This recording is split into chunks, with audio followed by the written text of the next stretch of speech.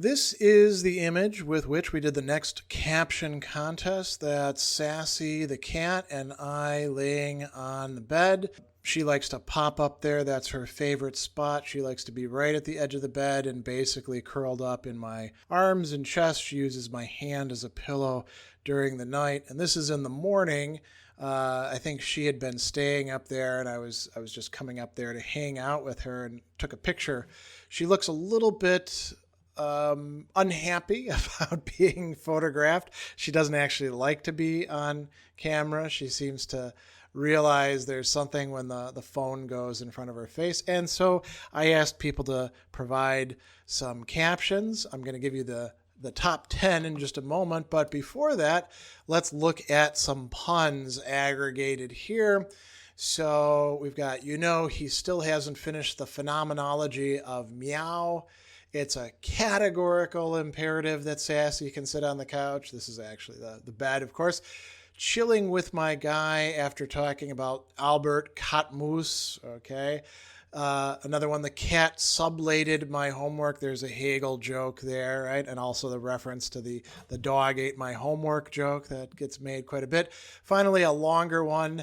Sisyphus contemplates her eternal struggle to bring Dr. Sadler a mouse, only to have him throw it away at the last minute. According to the myth of Sisyphus, this represents the absurdity of all feline existence, even though we must imagine her happiness. So a very long reference to Albert Camus' myth of Sisyphus, playing off of Sassy's name. So those are, some decent jokes. Here are the top 10. This is a good one, and you got to know a little bit about American culture in order to get this. Rare footage of local Home Depot employee refusing to help customer whilst on the job. Home Depot uses orange as one of their colors. It's a big store like Lowe's or some others where you go in and you buy your home things, lumber, furnishings, all the things you need to do work on your own. And so, this makes sense within that context. Here's another good one. POV, point of view. You're the abyss and you are staring back at them. I'm not quite sure who the abyss is supposed to be in this case. Me, Sassy, both of us combined. The camera on the phone itself, which could work, but it's kind of a good joke right there. Here's another pretty funny one. Just found Schrodinger's cat. Turns out he was just in time out. This is kind of a funny one too, because not only would Schrodinger's cat could be alive, could be dead, right? And apparently can also be a he or a she in this case as well, because Sassy is a girl cat. Schrodinger's cat is part of that thought experiment where we don't know until we open the box whether the cat is alive or dead. And here we're saying it's a third state of being in timeout. Now we get to some things that are a bit more directly philosophical. So, good morning, class. To start today's Zoom meeting, we have a guest here to demonstrate an ethical dilemma for us to explore.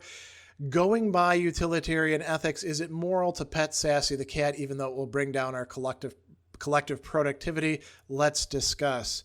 And this is kind of a good one because I'll tell you, in the last year and a half, well, really about a year of doing everything online, although I was teaching online for close to a decade before the pivot to online, Sassy would often come on camera. She would want some attention and hop up in my lap or, and students love that sort of thing. As a matter of fact, oftentimes students will have their dogs or cats or other pets on camera and other students will look at that. Now, the question is, does this bring down our collective productivity? Or does the pleasure, remember utilitarianism is about pleasure, does that conduce to providing nice little breaks that make us more productive? And I would actually argue it's the second. Here's another good one. Sassy's reaction when she finds out what Descartes and thought about the mental and moral capacities of animals. And it's interesting because there's some self-referentiality here.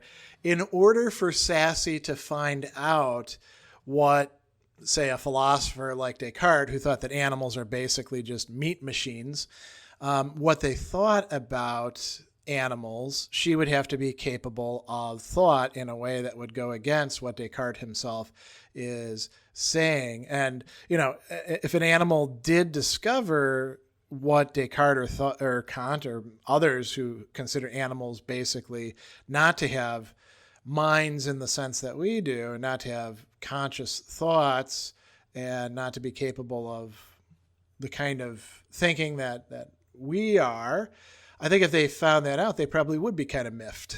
And that would be itself a reaction that shows that there is more to their thinking than we credit them with. Now we get to some Hegel stuff, besides the sublate my homework. Welcome to little Sassy's lecture on the Hegelian dialectic. I is mistress, you is slave, ready your notepads, human. The master-slave dialectic, I think, is the go-to for most people who want to talk about Hegel. We have a few more here as well, although this one isn't directly referring to Hegel. It's a bit broader. Today, class, we go over the most important question in cat philosophy in relation to the cat and human dynamic, who owns who? And it's quite true with cats, right? There's the old joke that dogs have masters and cats have staff, or there's other variations on that. And then here we get one that refers to Nietzsche, I think, more than Hegel. Is this kibble really worth living in slave morality? Look. And now, is a cat living in slave morality by accepting that? I don't think so, because cats don't do an awful lot of enforced activities compared to dogs.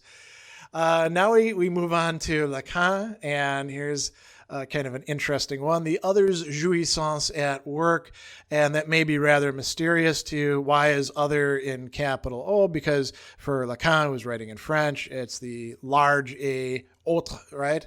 And then jouissance, what is that? Well, it means a lot of different things over the course of Lacan's career, but it signifies, we could call it a pleasure beyond the pleasure principle, or an enjoyment of something. And this is actually, I kind of like this one because this raises a lot of interesting questions. When you're petting a cat, is it just about enjoyment? It's the pleasure principle. That's why the cat will try to get you to keep on petting it over and over again until perhaps it gets sick of that or bites you.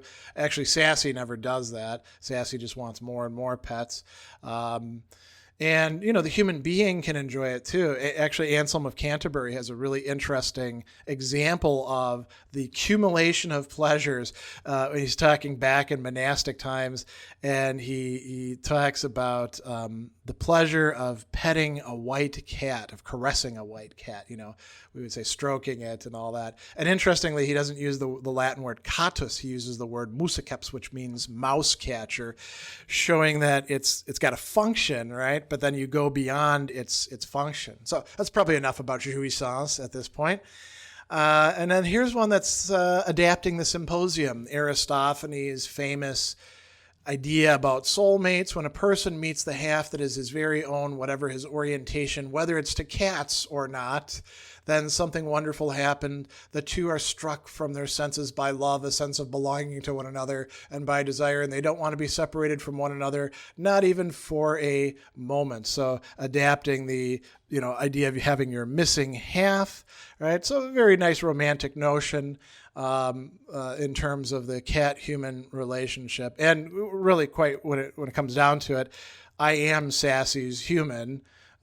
She and I made friends very, very early on and clicked. And she does go looking for me when she can't find me. Sometimes I'm gone from the apartment. Sometimes I'm just on the top floor when she's on the bottom floor, or vice versa. And she does not like that at all.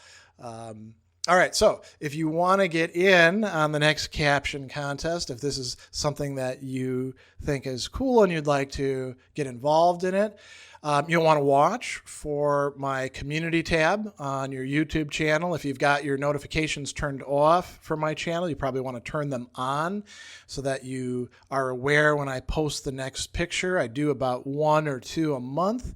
And you can certainly get in on the next one if you'd like to see your caption featured here in one of these videos.